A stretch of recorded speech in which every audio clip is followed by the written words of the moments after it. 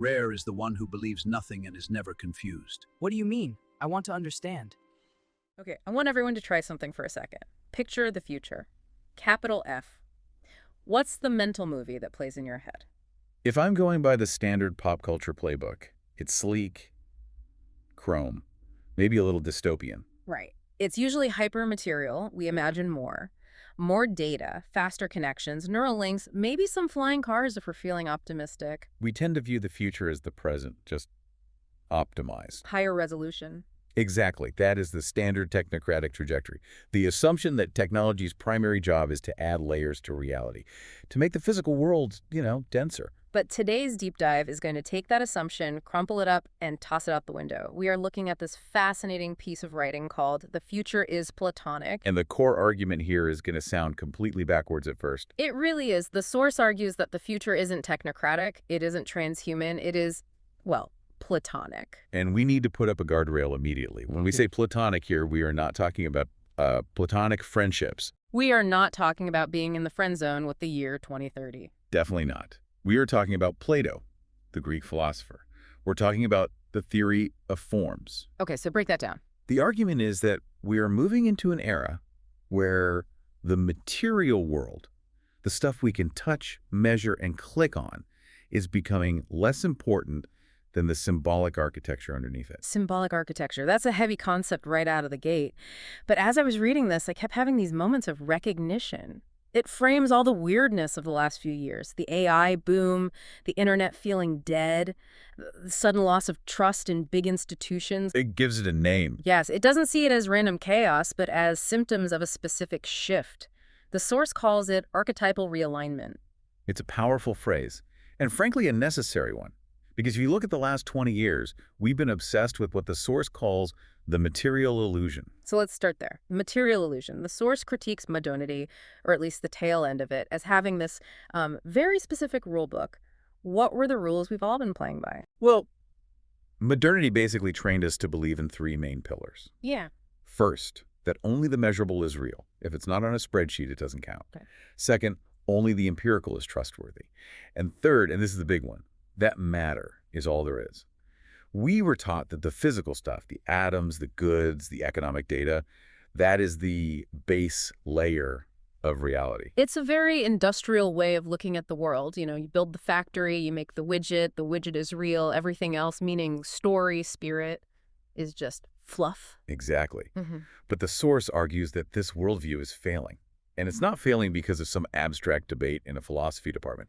It's failing because the material world itself is starting to feel thin. Thin is such a great, creepy word in this context, but it fits perfectly. The text points to specific phenomena that I think everyone listening has felt but maybe hasn't named. It talks about the digital world just decaying. Yeah. Take link rot, for example. Oh, this drives me crazy. You go to find an article from 5 years ago, something that felt permanent at the time, something you cited, and it's just gone. 404 error. It dissolves. We were sold this idea that the digital world was the permanent archive of humanity, this great library. But it turns out it's incredibly fragile. And the source argues that this creates a psychological effect, right? We stop trusting the record because the record keeps changing or just vanishing. It's ontological vertigo. You reach for the banister and it's not there. And then you layer on the dead internet theory. Which is the idea that when you're online, you aren't actually talking to humans anymore. You're swimming in a sea of bots talking to other bots, algorithms gaming other algorithms. I've gone down rabbit holes on this, and even if it's not literally true that everyone is a bot, the feeling is true. It feels like a hall of mirrors. You post a picture, a bot likes it, another bot comments, great pic, and you get a little dopamine hit. But for what? It's fake. That's the collapse of the material illusion. We built this massive digital material world, petabytes of content, and now it feels hollow. And the source connects this to institutional thinning. Which is just a very polite way of saying nobody trusts the pillars of society anymore. Basically. But Yeah. it's more specific than just distrust. It's the sense that the institutions are cardboard cutouts. They lack substance. When the news, the banks, the universities all feel like they're just running on inertia rather than principle, that's thinning. And the result is what the source calls a crisis of originality and a collapse of shared narratives. Exactly. So let's pause here. We have a digital world that's rotting, an internet that feels fake, and institutions that feel flimsy. If I'm listening to this, that sounds like a collapse narrative. It sounds pretty bleak. If you only look at the material layer, it is bleak. It looks like everything is breaking. But this is where the source pivots, and this is the Platonic twist. The pivot from collapse to revealing. Yes. The quote that really stood out to me was, "When the material layer destabilizes, the archetypal layer becomes visible again." Help me visualize that, because archetypal layer sounds a bit abstract. Okay, think of it like a theater set. Yeah. As long as the play is going well, you believe in the painted backdrop, you believe the wooden tree is a real tree, you're immersed in the illusion. Right. But if the set starts to fall apart, if the backdrop tears, if a lighting rig crashes down, you suddenly see the scaffolding behind it. You see the ropes and the pulleys. And in this analogy, the scaffolding is the Platonic forms. Precisely. In almost every great myth, it's only when the hero's normal life is destroyed, when the village burns or the ship sinks, that the deeper world, the world of gods or magic, reveals itself. The source is saying our normal material world is cracking, so we're being forced to look at the machinery of meaning underneath. So the future isn't about accumulating more matter, it's about matter re-enchanted. That's the claim. The illusion that stuff is enough has broken. We are hungry for what's behind the stuff. This leads us directly into the role of technology, because usually when we talk about the future, we talk about AI. And the standard Silicon Valley take is that AI is a generator. It's going to create things we can't even imagine. Pure novelty. Yeah, pure novelty. The singularity narrative. The idea that AI will invent new colors, new emotions, new physics. But this source flips that completely. It argues that AI is not a creator, it's a mirror. Okay, and this is crucial for understanding the Platonic future. It is. In a Platonic worldview, the form, the ideal version of a thing, exists before the physical version. The blueprint exists before the house. The concept of circle exists before you ever draw one. Okay, so how does that apply to a large language model? Well, think about how generative AI actually works. It doesn't just hallucinate new universal truths out of thin air. It scrapes the entire history of human expression, our art, our writing, our code, and it synthesizes it. It finds the statistical patterns. So it's looking at everything humanity has ever done and finding the average, or the essence. It's finding the archetype. The source argues that AI isn't inventing, it is remixing. It's exposing the forms that we have forgotten. When you ask an AI to generate an image of a hero, it gives you the most statistically significant representation of a hero based on thousands of years of human data. It gives you the archetypal hero. Exactly. That is such a different way to look at it. We usually worry that AI is going to make us obsolete by being better than us. But the source is saying AI is actually showing us who we are by reflecting our own patterns back at us. Yes. It claims that technology is revealing the underlying patterns we've ignored. So the future isn't about novelty. It's not about finding a brand new thing that's never existed. It's about recognition. The ideal precedes the artifact. That's the phrase the source uses. Pure Platonism, the idea that cat as a concept or warrior as a concept exists in this realm of forms. AI is just churning out artifacts based on those eternal ideals. So strangely, our highest tech is bringing us back to the most ancient philosophy. It's almost like the technology is forcing us to stop looking at the individual pixel and start looking at the bigger picture. That's a great way to put it. And this shift isn't just technological, it's deeply cultural. The source has a whole section on the end of postmodernity. Now, postmodernism is one of those words that gets thrown around until it loses all meaning. How is the source defining it here? It defines postmodernity as the universal acid, the era that dissolved meaning. It was the era of irony, of deconstruction. Basically, if you saw a hero, postmodernism wanted to tear him down and show you he was actually a villain, or that the concept of a hero was silly to begin with. The nothing matters era. Right, and for a while that was useful. It cleared out a lot of old, stifling structures. But the source makes a very practical point.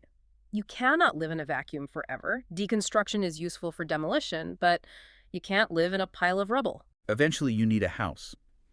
The text says, postmodernity hollowed out the house. The Platonic future rebuilds the foundation. We've reached a point where the symbolic field must be rebuilt because people are just starving for structure. And you can see this happening in real time. The source lists things like the rise of astrology, the renewed interest in Carl Jung, religious revivals, figures like Jonathan Piguet who talk about symbolism. Now, I can hear the skeptic listener right now saying, wait, astrology, is the future just superstition? I had the same thought. Are we just regressing to the dark ages because the internet made us crazy? And the source anticipates that objection. It clarifies that this isn't people being irrational, it's a hunger for maps.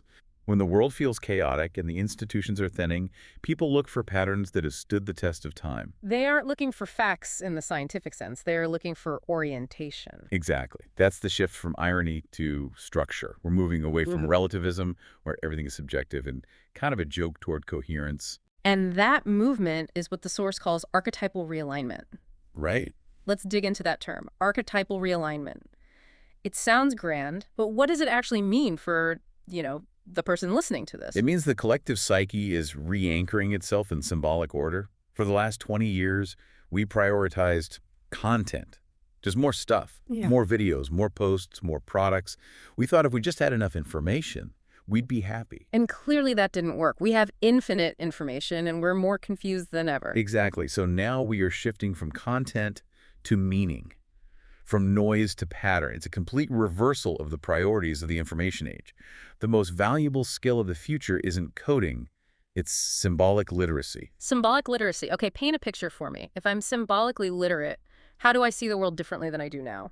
Okay, let's take a news cycle. A scandal breaks. The materialist view is to look at the facts. Who did what laws were broken, what the polling data says. It's very literal. Sure, that's the standard approach. But if you are symbolically literate, you don't just consume the event as data. You read it as a story. You ask, what archetype is playing out here? Is this a scapegoat ritual? Is this a Tower of Babel moment where communication is breaking down because of hubris?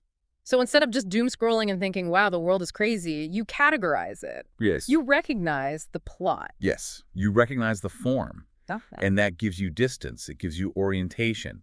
It stops the chaos from being just overwhelming noise. You realize, oh, I've seen this story before. It's happened 1,000 times in history, just with different costumes. That sounds incredibly grounding. It's almost like a defense mechanism against the insanity of the algorithmic feed. It is. And the source emphasizes that this isn't mystical escapism. It's not about running away to a monastery and pretending the internet doesn't exist. It calls it a psychological and cultural correction. That distinction is huge, because usually when people talk about traditional values or ancient wisdom, it sounds like they want to, LARP as peasants. They want to turn back the clock. Right. Reach Viren with a V. Exactly. But the source is saying we are taking the technology, we are taking the modern world, but we are anchoring it in something deeper. We are not going backward. We are going deeper. We are realizing that matter isn't the whole story. When a society loses its symbolic literacy, the text as it becomes incoherent. And I think we all feel that incoherence right now. Oh, absolutely. It feels like everyone is shouting in a different language. But when society regains that literacy, it becomes whole.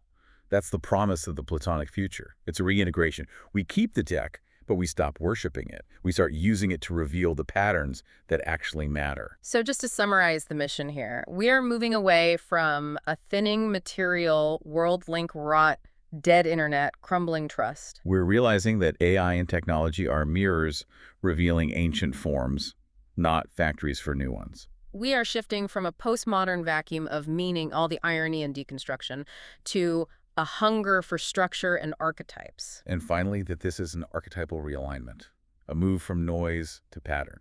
It's a lot to take in, but oddly, it feels hopeful in a strange way. I think it is hopeful. It's less anxious. If the source is right, we don't have to worry about constantly keeping up with the next impossible technological leap. We don't have to panic about the newest app or the newest gadget. The task of the future is actually about better understanding what has always been true. It's about orientation. Exactly. Knowledge in this future isn't about data accumulation. It's about orientation. It's about knowing where you stand in relation to the patterns. The source ends with a really compelling thought. The future is not a new technology, it's a new literacy. That sums it up perfectly. We are living through the moment when the forms return to the surface. The scaffolding is becoming visible again. The question is, do you know how to read it? So as we wrap up, we always like to leave you with a specific question, something to take this abstract concept and make it personal. If we accept the premise that the future is about recognition rather than invention, and that the material world is thinning, here's the challenge. Lay it on us. Look at the areas of your life where you feel the most chaos, the most noise. Are you trying to solve that chaos by adding more data, more apps, more control? Mm. Or are you willing to look for the pattern underneath? What is the story playing out in that chaos? Yeah. If the surface is cracking, don't try to tape it back together. Look through the crack. What form is trying to get your attention? The future might be Platonic, but the choice of how to read it is yours. And that's a skill you can start practicing today. Thanks for joining us on the deep dive. We'll see you next time. See you then.